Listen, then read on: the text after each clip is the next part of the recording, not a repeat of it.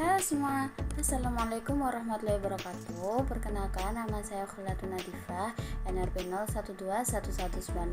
01219405x32 dari Departemen Kimia Fakultas Sains Analytical Data Institut Teknologi 10 November. Video ini merupakan video untuk memenuhi tugas mata kuliah metode pengukuran instrumentasi. Pada video ini saya akan bahas tentang apa itu elektroda pembanding atau elektroda reference. Oke, mari kita lihat. Apa sih itu elektroda pembanding? Mari kita lihat slide selanjutnya.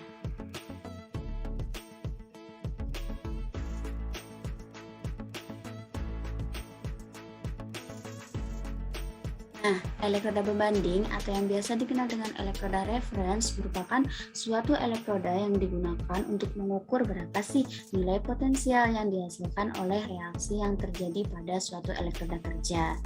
Jadi elektroda itu ada elektroda kerja, ada elektroda pembanding, dan juga ada elektroda bantu jika itu merupakan jenis sistem 3 elektroda.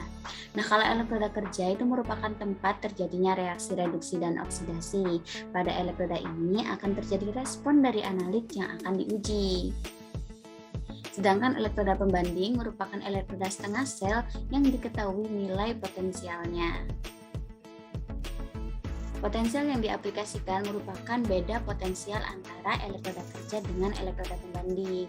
Dalam sistem 2 elektroda, elektron itu akan mengalir lewat elektroda pembanding, sehingga pada sistem ini elektroda pembanding akan sulit untuk mempertahankan potensialnya agar tetap pada titik tertentu. Hal ini mengakibatkan elektroda pembanding mempunyai kemungkinan ikut bereaksi atau mengalami perubahan. Nah, karena kekurangan ini biasanya diperbaikilah dalam sistem 3 elektroda. Sebuah elektroda yang ditambahkan dengan memberikan impedansi yang besar pada elektroda pembanding sehingga elektron akan melewati elektroda ketiga yang dinamakan elektroda bantu. Walaupun sistem 3 elektroda ini lebih sempurna, namun sistem 2 elektroda masih sering digunakan karena lebih sederhana.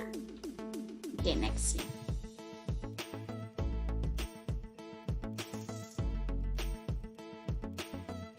Nah, sekarang kita akan bahas tentang syarat dari elektroda pembanding. Yang pertama yaitu potensial elektrodanya itu stabil. Jadi dia tidak peka terhadap komposisi larutan yang sedang diselidiki atau yang sedang diamati. Yang kedua, potensialnya itu bernilai konstan, tidak berubah selama digunakan. Yang ketiga, bersifat reversibel, yaitu dia dapat mengalami reaksi oksidasi dan juga mengalami reaksi reduksi. Dan yang terakhir, nilai potensialnya dapat kembali ke nilai awal. Nah, jenis elektroda pembanding itu ada 2.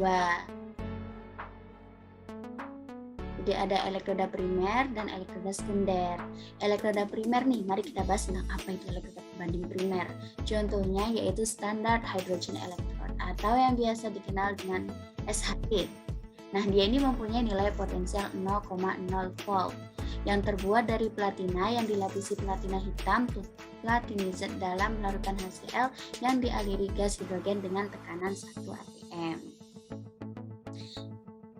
SH ini dapat dipenuhi jika beberapa kondisi dapat dipertahankan, yaitu 1. Konsentrasi asamnya itu harus 1 molar dan tekanannya harus 1 atm dengan gas H2-nya itu berupa gas yang murni, tidak ada kontaminasi dengan gas-gas yang lain dan dia bersifat kering serta dilakukan dalam suhu 25 derajat Celcius atau 298 Kelvin. Jika salah satu kondisi di atas tadi tidak terpenuhi atau berubah, maka bisa dimungkinkan akan terjadi penyimpangan dari potensial 0 elektroda pembanding primer ini. Nah, untuk gimana sih struktur atau susunan dari SHI ini? Nah, kita lihat gambar yang di samping ini ya. Jadi di sini ada semacam gelas kimianya dan di dalam ini mengandung 1 molar HCl, 1 molar asam. Kemudian di sini terdapat semacam tabung kaca yang tertutup dan di dalamnya di sini ada kawat platina yang berfungsi untuk menghantarkan listrik melalui rangkaian yang terhubung dengan sirkuit. Kemudian akan dilewati gas hidrogen 1 atm melalui lubang samping kaca ini, yang kemudian di bagian bawah kawat platinum ini terdiri dari platinum foil atau semacam kawat platina yang yang ditutupi atau yang di-coating oleh blok platinum hitam. Fungsi lapisan ini itu sebagai lapisan spons yang akan meningkatkan kecepatan reaksi atau membuka jalan agar reaksi dapat berlangsung.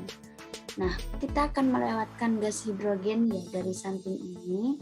Kemungkinan akan terdapat gelembung-gelembung yang terus-menerus di sekitar sini, di sekitar larutan dan di sekitar tabung kacanya, yang dimana dalam tabung kaca ini terdapat larutan HCl, sehingga reaksi antara gas tersebut akan sulit untuk dilarutkan dalam suatu cairan. Jadi bagaimana ya peran dari platina hitam ini yang bertindak atau membantu agar reaksi ini dapat berlangsung? Mari kita lihat slide selanjutnya.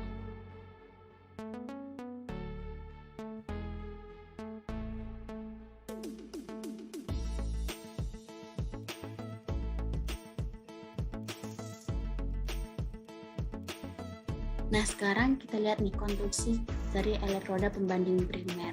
Kita lihat gambar di samping ini.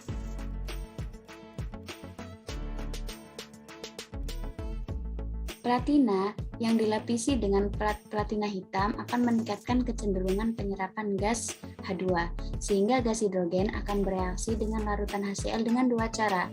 Bisa dengan gas hidrogen masuk ke dalam larutan, jadi gas gelembung ini akan masuk ke dalam larutan, atau H+ dari larutan harus lepas dan mengendap di elektroda. Oke, andai kita zoom ya, ini kita zoom, kita perbesar gambarnya menjadi seperti yang ada di samping. Dapat kita lihat bahwa permukaan platina hitam ini, atau bisa kita sebut lapisan berpori, akan memungkinkan terjadinya difusi gas atau penyerapan ion H+. Dapat kita lihat bahwa ya, nih, jika gas H2 ini masuk ke dalam larutan, maka akan keluar sebagai H+ dengan pelepasan 2 elektron, yang dapat dilihat bahwa oksidasi terjadi ketika gas hidrogen keluar ke dalam larutan itu sebagai H+ dengan hilangnya 2 elektron. Jadi gas hidrogen tadi yang ada di dalam tabung ini akan masuk ke dalam larutan, akan masuk ke dalam cairan di sini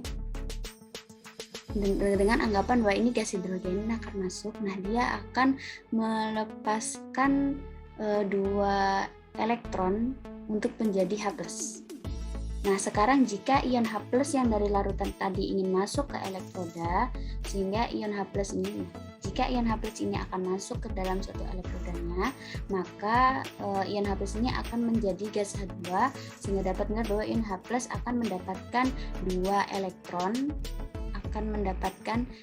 elektron, dan mendekati elektroda sebagai gas hidrogen. Jadi ketika H+ ini masuk, nah maka dia akan mendapatkan 2 elektron dan mendekati elektrodanya sebagai gas hidrogen. Reaksinya seperti yang tertera di sini dengan notasi setengah selnya. Di sini PT, kemudian H2, H+ dengan konsentrasi 1 molar. Nah, elektroda hidrogen standar ini mempunyai banyak kelemahan, yaitu potensial elektrodanya mudah diganggu oleh beberapa senyawa, misalnya oksidator, reduktor, koloid, ion sulfida, dan lain-lain, dan memerlukan hidrogen yang sangat murni, bebas dari gas lain, dan harus dalam kondisi kering. Gas H2 juga sulit dikontrol di tekanan 1 atm dalam waktu yang lama.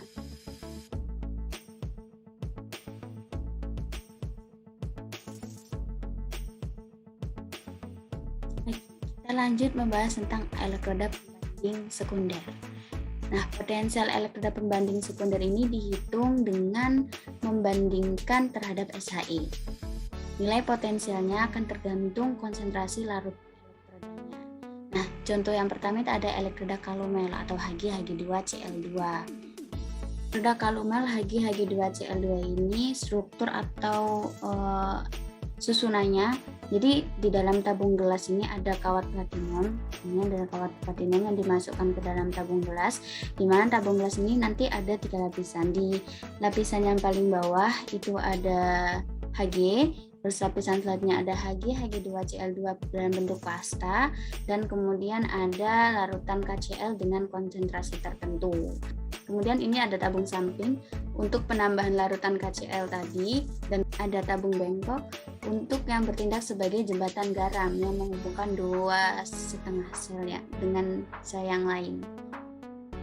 Kawat platinum ini digunakan untuk menghubungkan listrik dan sirkuit eksternal melalui elektroda lain yang telah terhubung, seperti yang kita ketahui bahwa jika merkuri digabungkan dengan logam apapun akan menjadi amalgam, tapi jika merkuri digabungkan dengan logam lain seperti Cl, maka dapat dikatakan sebagai kalomel elektroda atau elektroda kalomel.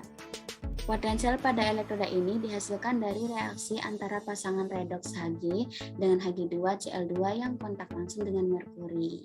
Nah, senyawanya ini jika mengalami reduksi, maka reaksinya Hg2Cl2 plus 2 elektron akan menjadi 2 Hg dan 2 Cl-. Jika dia sebagai oksidasi, maka jika dia mengalami oksidasi, maka 2Hg plus 2Cl ini akan menjadi Hg2Cl2 plus 2 elektron.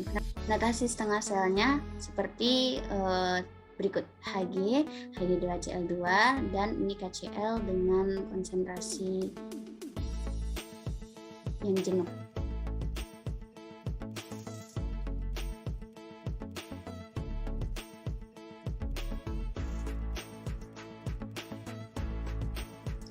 Nah, potensial elektroda ini akan sangat dipengaruhi konsentrasi larutan KCl di dalam elektrodanya.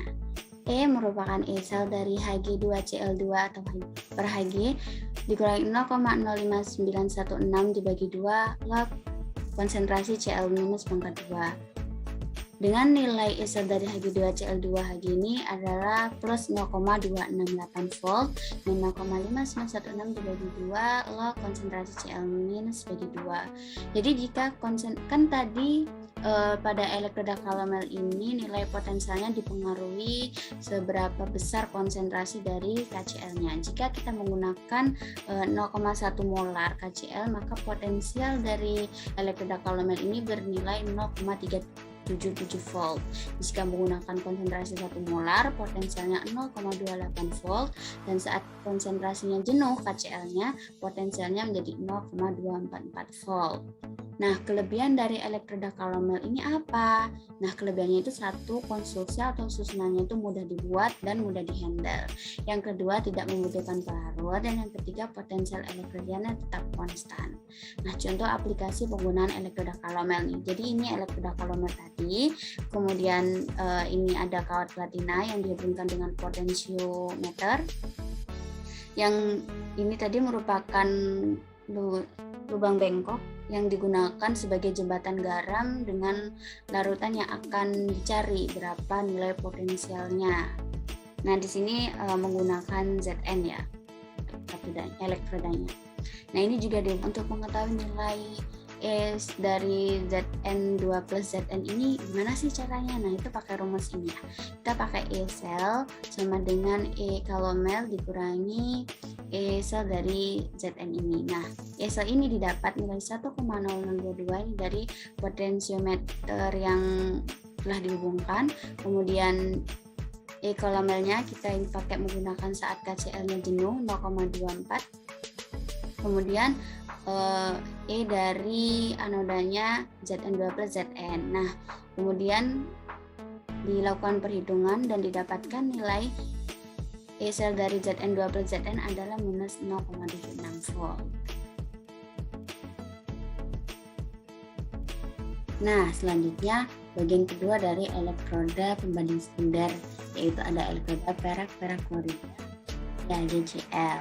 Elektroda ini terdiri dari logam perak yang dilapisi dengan perak klorida dalam larutan KCl dan membran. Nah, struktur atau susunan dari elektroda perak klorida atau AgCl ini seperti gambar di samping. Nah, ini adalah elektroda perak klorida. Jika di zoom atau diperbesar, maka akan didapatkan susunan seperti ini. Di sini ada kawat Ag, di sini ada kawat Ag yang di-coating dengan AgCl, dan di dalamnya terdapat larutan KCl, dan di bagian bawahnya ini merupakan keramik fluid atau semacam membran. Nah, pada Kawat AG ini nanti akan terhubung dengan sirkuit untuk mengetahui berapa nilai potensiometernya saat digabungkan dengan elektroda setengah sel lainnya. Untuk mekanismenya masih sama seperti elektroda Calomel sebelumnya, juga tetap ada jembatan garam dan diketahui elektroda yang akan dicari itu gimana. Nah, untuk kelebihan dari elektroda ini itu dapat digunakan pada suhu yang lebih tinggi, sedangkan untuk elektroda Calomel itu tidak. Reaksi di elektrodanya itu adalah AgCl akan mengikat elektron dan berubah menjadi Ag plus Cl-. Untuk notasi setengah selnya ada Ag, ada AgCl, KCl dengan molaritas yang ditentukan. Potensial elektrodanya ini sangat tergantung pada konsentrasi ion klorida dari KCl. Nah, untuk menghitung nilai elektroda dari elektroda perak-perak klorida itu adalah E sel dari AgClAg min 0,05916 bagi 2 log Cl minus. Nah, nilai dari E sel AgClAg ini adalah plus 0,223 volt min 0,5916 per 2 log konsentrasi Cl minus. Jadi jika kita menggunakan konsentrasi KCl sebesar 3,5 molar, potensial dari elektroda AgCl ini adalah sebesar 0,205 volt. Sedangkan jika menggunakan KCl yang jenuh, potensialnya adalah 0,197 volt. Untuk aplikasi dari perhitungan menggunakan elektroda AgCl ini sama seperti elektroda Calomel, jadi E sel sama dengan E katoda min anoda.